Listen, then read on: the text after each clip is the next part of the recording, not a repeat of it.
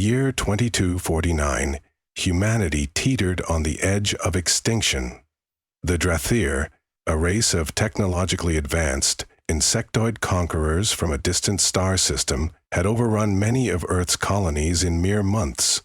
Their starships sliced through space with ruthless efficiency, while their methodical strategies allowed no margin of error.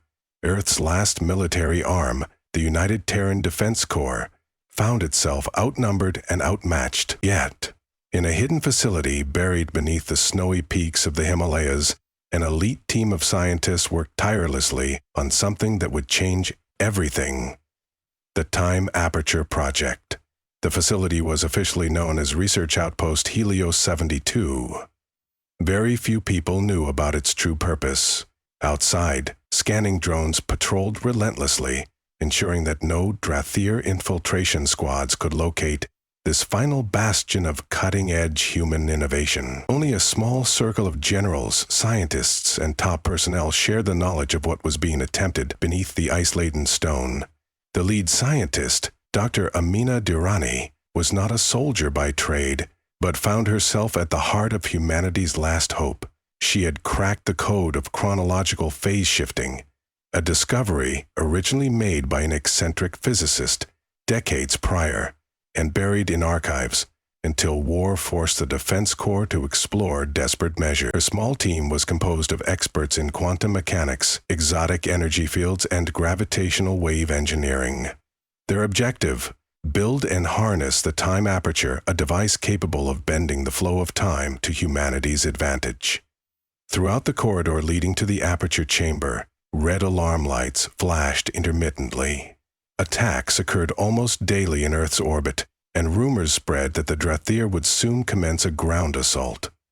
Against this looming threat, the scientists kept perfect focus. The ring-shaped aperture glowed faintly, swirling with shimmering arcs of violet light.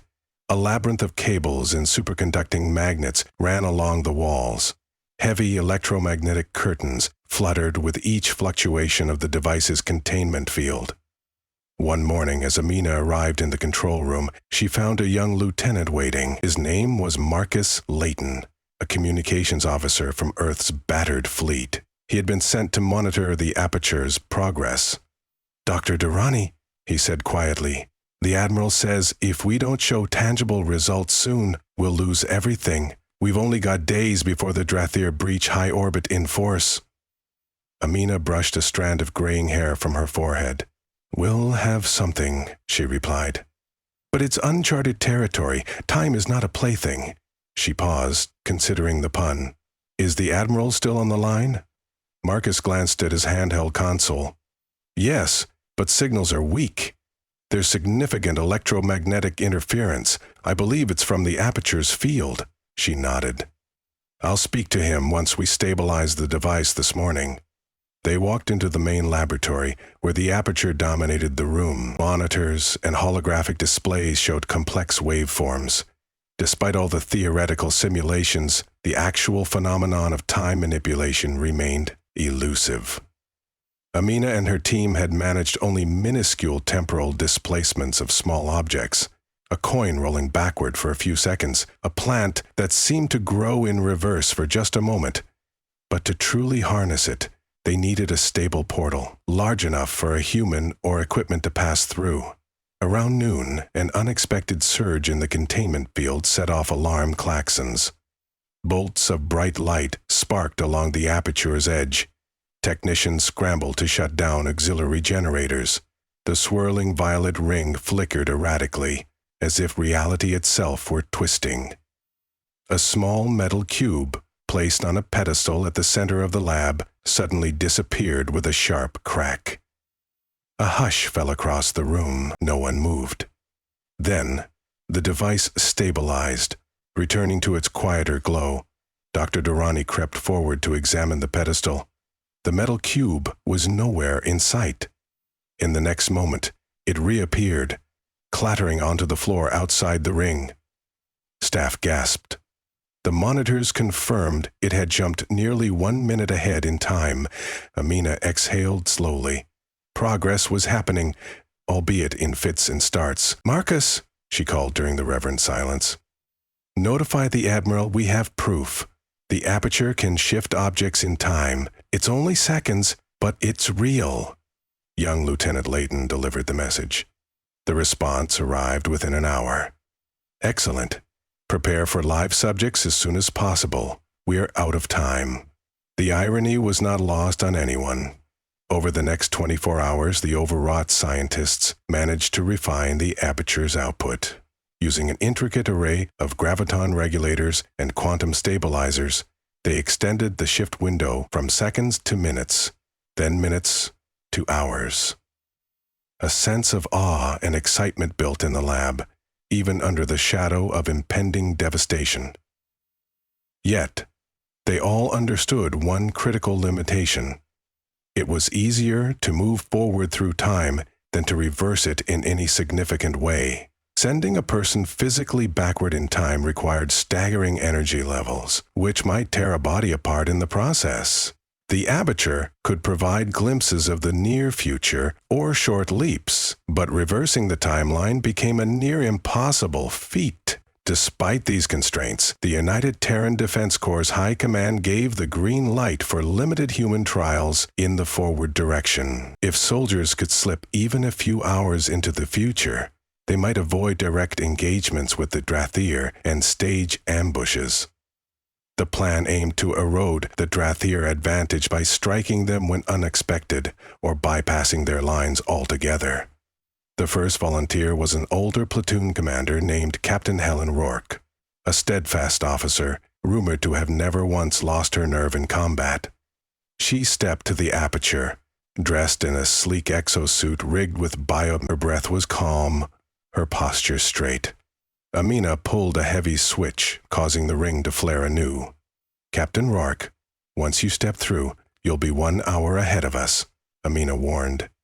"In that hour, we'll still experience time normally, but you'll stand exactly where we programmed you to arrive, a sealed area in the next corridor.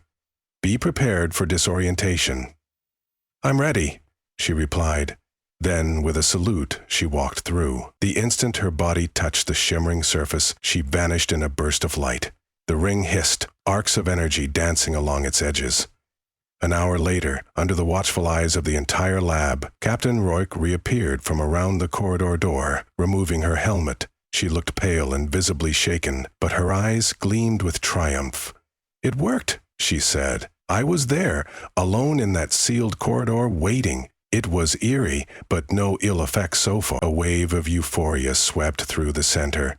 They had just accomplished the first instance of successful human time displacement.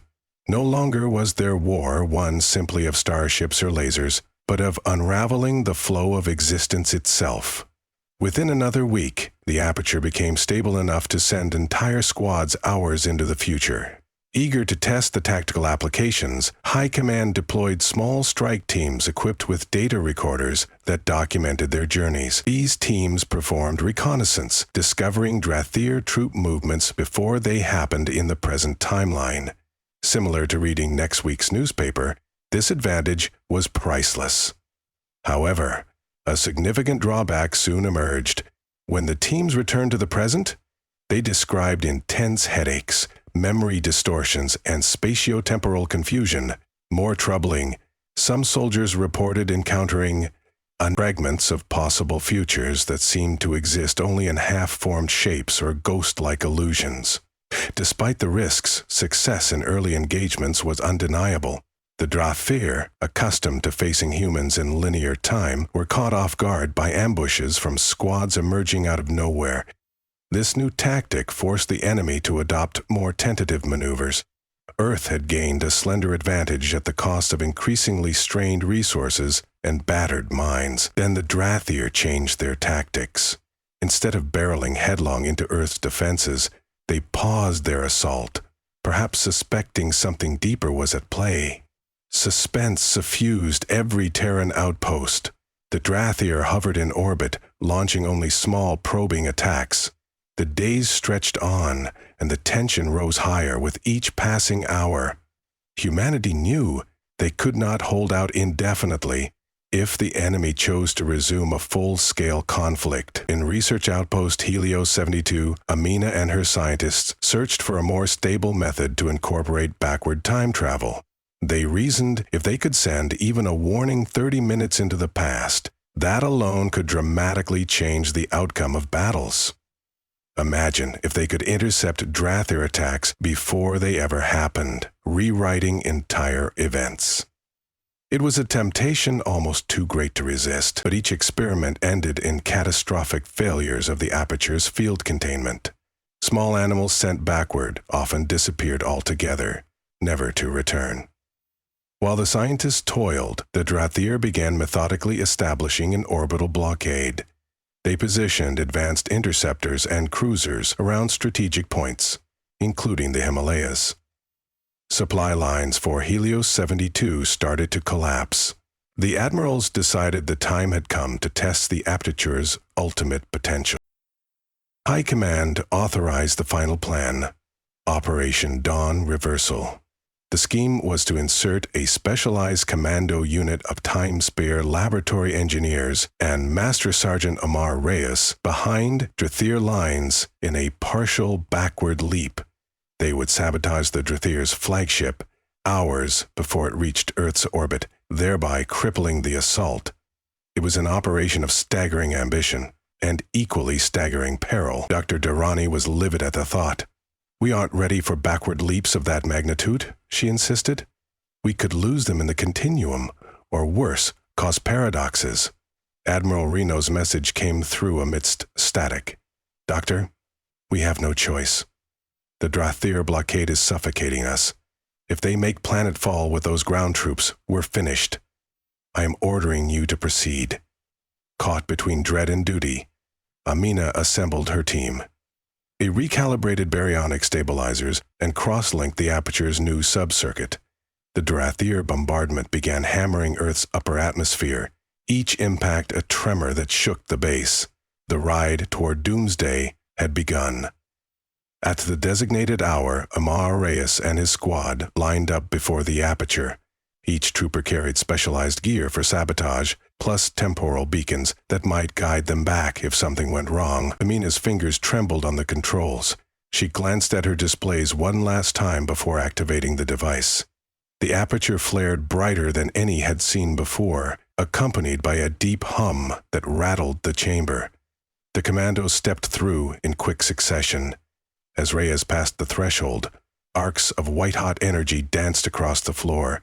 The ring's glow intensified to a searing brightness, then collapsed in on itself with a concussive bang. Sparks flew from the overhead lights, plunging the facility into a momentary darkness.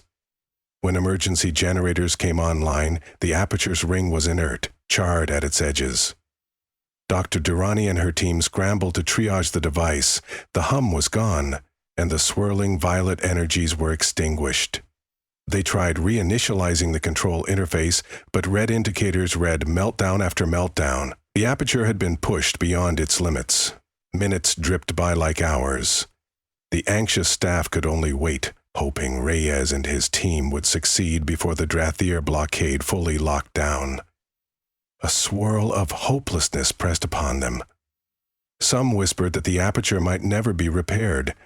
If the sabotage mission failed, Earth would have no second chance. Meanwhile, half a star system away, or possibly half a day in Earth's past, Amar Reyes crouched inside the Drathir flagship's engine bay, sweat running down his forehead.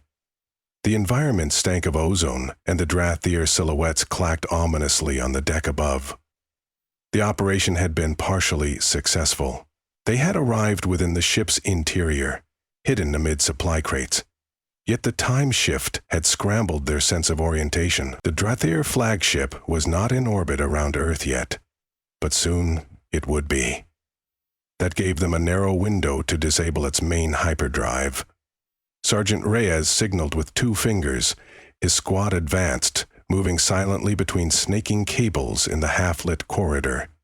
The Drathir had not discovered them yet, though their incessant clicking echoed off the alloy walls. One private placed explosive charges along the hyperdrive's main coolant lines. Another carefully rigged a quantum disruptor near the central control panel. They had mapped the layout from stolen data, but the actual structure still felt alien and labyrinthine. They hit a snag when an overhead vent hissed, spitting forth noxious fumes. Drathir logic drones hovered nearby, scanning for anomalies. Reyes gestured for his team to don rebreather masks, then froze behind a console. The moment passed without detection. Stealth, they knew, was more critical than speed. Under no circumstances could they be discovered before planting all charges. At last, the sabotage was complete. The team moved carefully to a safer vantage point, ready to trigger the charges. Then, abruptly, a Drathir soldier emerged from a side hatch, nearly colliding with Reyes. Both froze. The alien's multifaceted eyes glimmered with confusion before it raised a weapon. A single suppressed shot from Reyes's pistol took the creature down, but the noise carried. An alarm klaxon blared. The team had seconds before reinforcements arrived. They set off the explosives. Fire and smoke ripped through the corridor. The hyperdrive meltdown was spectacular. Lights flickered in the overhead modules. The Drathir flagship shook violently, and shrieks resonated through the corridors as system after system went offline. The Terran team sprinted to the docking hangar, hoping they might seize a smaller craft to escape. In the confusion, they found a Drathir scout vessel with its hatch open. They rushed aboard, sealed the doors, and Reyes hurried to the control console. He had drilled on these stolen designs, but the real interface was far more complex. Sparks showered around them as overhead beams collapsed. Drathir troopers pounded on the outer hull. Another explosion rocked the flagship, pitching them sideways. Desperate, Reyes stabbed at the throttle controls. The alien vessel howled as its engines roared to life. Glowing lines of energy spun across the dashboard. Distant booms echoed, and the floor buckled. The sabotage had critically damaged the flagship systems far earlier than expected. They had succeeded. But how would they get home? He remembered they had carried temporal beacons for a safe extraction, but the Aperture's future location and time was uncertain. The device might be offline in their present moment. The swirling chaos of star fields outside made orientation impossible. They soared away from the flagship as it listed in space. Alarms rose in pitch. On the horizon, several Drathir cruisers turned toward them. Trying to steady his breath, Reyes locked the beacon into place. The small disk beeped, searching for a temporal signal to lock onto. Nothing. Then, a faint reading flashed across the display. He angled the scout vessel on a trajectory that might intersect Earth's orbit in the time they had arrived from. If the Aperture were online again, maybe it could reel them back. Otherwise, they might be stranded in this slice of time, hunted to the ends of the solar system. On Earth, days passed, and the relentless Drathir blockade resumed its final approach.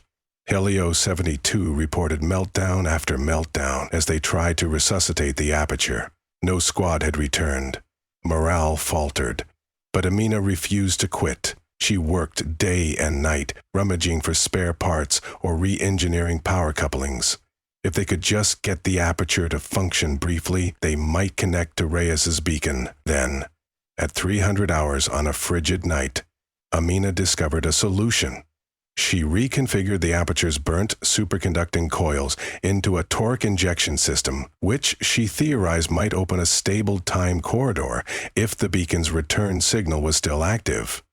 She summoned every available staff member, overrode the safety protocols, and initiated the Aperture with more raw power than they had ever attempted. Lightning cascaded along the Aperture's ring as it sputtered back to life. The containment field roiled, threatening to collapse at any second. Over the intercom, Amina directed staff to hold it steady, manually adjusting the resonance.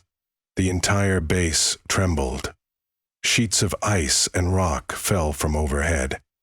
Through the swirling vortex, faint pulses came from the other side. The beacon. She could feel it. 10 light seconds away, in orbit, Amar Reyes looked at the blinking panel. "The beacons recognized a signal," he said, voice ragged. "We're going for it." The Drathir cruisers were closing. The battered scout vessel lurched as they engaged its last spurt of fuel. Down in Helios 72, the vortex's interior flashed with an orange glow.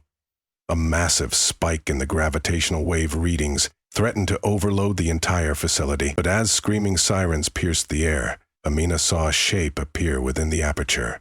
It was the Drathir craft, flickering and half-formed. She cried out for everyone to boost the field.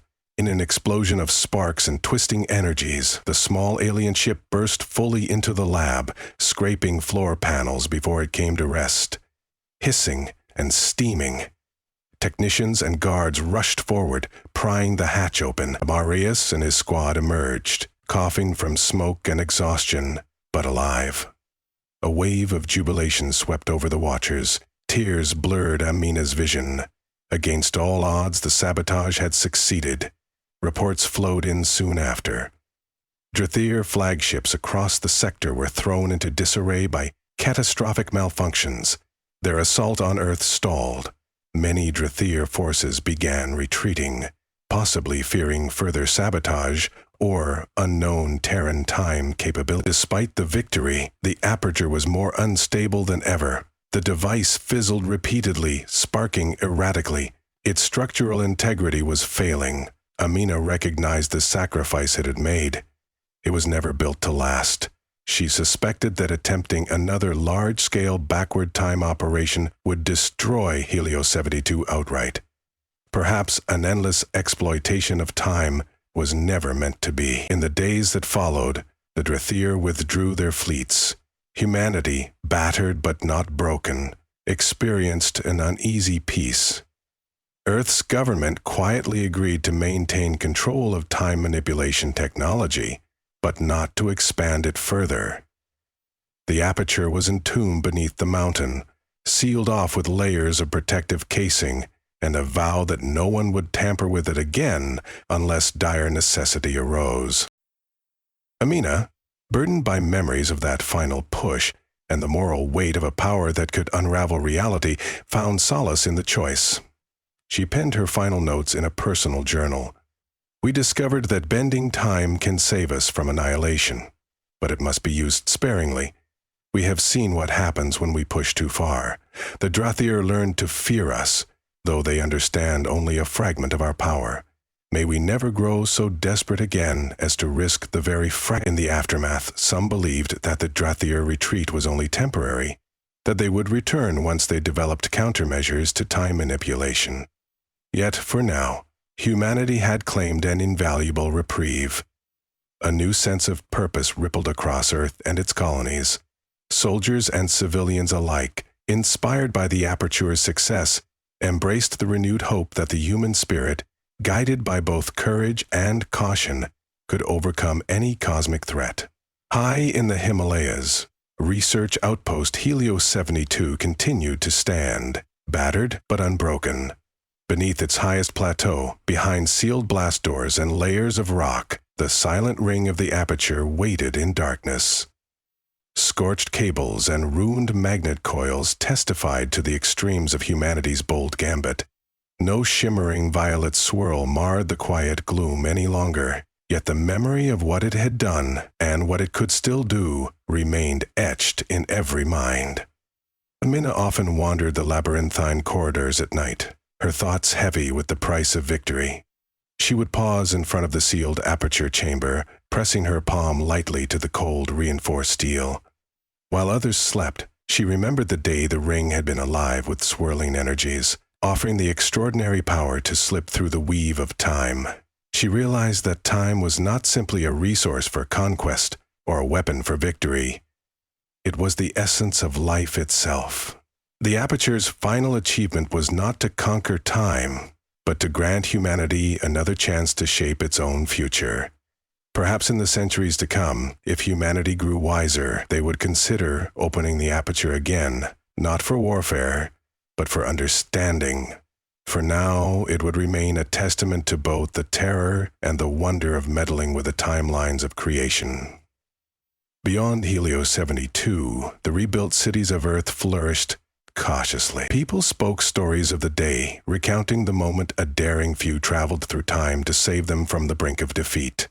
Rumors circulated that some Drathir sympathizers, or possibly even surviving clones, continued to lurk among the outer colonies, searching for a chance to replicate the Terran time weapon. This rumor fueled vigilance in every corner of civilization. For years, occasional attempts were made to track leftover Drathir technology. Most of what they left behind was smoldering wreckage or unrecognizable lumps of alien alloys. Yet some shards of advanced Drathir science persisted, particularly methods to mask signals or distort sensor readings. Earth's intelligence agencies feared that, should these remnants fall into the wrong hands, the Aperture's secrets could be discovered and reverse-engineered.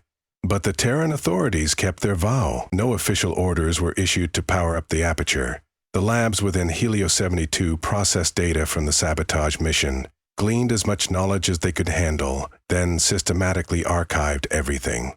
The world settled into a fragile equilibrium.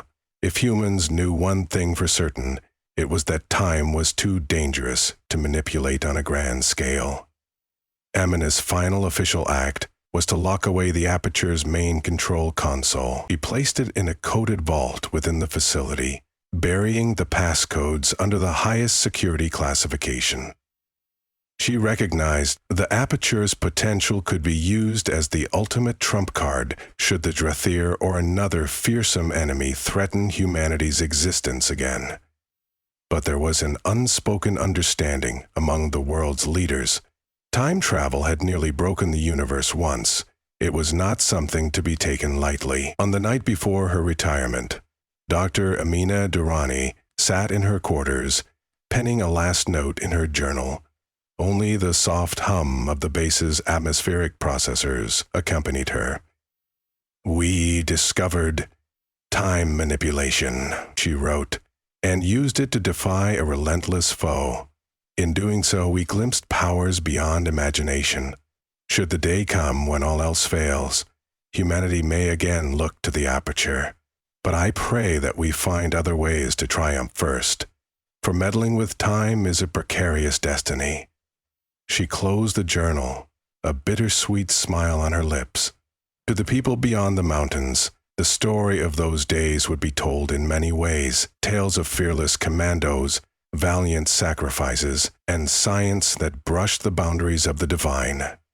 Children might grow up hearing bedtime stories about the secret ring in the mountains that could fling you into tomorrow. As the years passed, the threat of the Drathir receded into memory, replaced by new challenges, expansions to other star systems, forging alliances with newly encountered species, and the gradual restoration of Earth's environment. Through it all, the Aperture remained sealed, a silent guardian of last resort. Generations later, people still whispered about Helio 72. Its location was officially classified, but rumors held that explorers occasionally glimpsed faint purple lights in old data signals near the Himalayan crater. Some believed these sightings were illusions. Others suspected that the Aperture still pulsed faintly, like a dormant heart waiting for the right moment to beat again. In that sense, the Aperture's story was never truly over. Humanity had tasted an impossible power. Even if centuries passed without tapping it, the knowledge survived in secret vaults. The memory of how Earth once bent time to outmaneuver a deadly threat endured as a lesson both wondrous and dire. Perhaps the greatest testament to the Aperture's significance was that it taught humans to value their fleeting hours and days more profoundly. It had shown them how close they could come to annihilation, and how swiftly existence could be redeemed by a single brave act. For now, though, Earth glowed in the dawn of a new era. Survivors of the Drathir War rebuilt families, built new businesses, and crafted hopeful dreams. Scientific endeavors pivoted from weaponry to growth, focusing on clean energies, advanced medical care, and peaceful exploration. Warships retired, replaced by research vessels that probed the far reaches of linked star systems, and while the Aperture remained out of sight, the pillars of determination, courage, and compassion virtues forged in the crucible of that conflict remained at the forefront of human endeavor. Late at night, when the flurries of Himalayan snow swept across rock and ice, a single, sealed corridor at Helios 72 vibrated with a subtle hum. Within, the aperture's ring stood quiet, its edges tinged with the scorched residue of past usage. Perhaps in the swirl of cosmic energies or the whisper of quantum fields yet uncharted, the ring awaited another crisis that might call it back to life. No one could be certain. In the depths of that hush lay the unspoken secret. Time, once mastered, would forever remain humanity's most formidable and most dangerous weapon.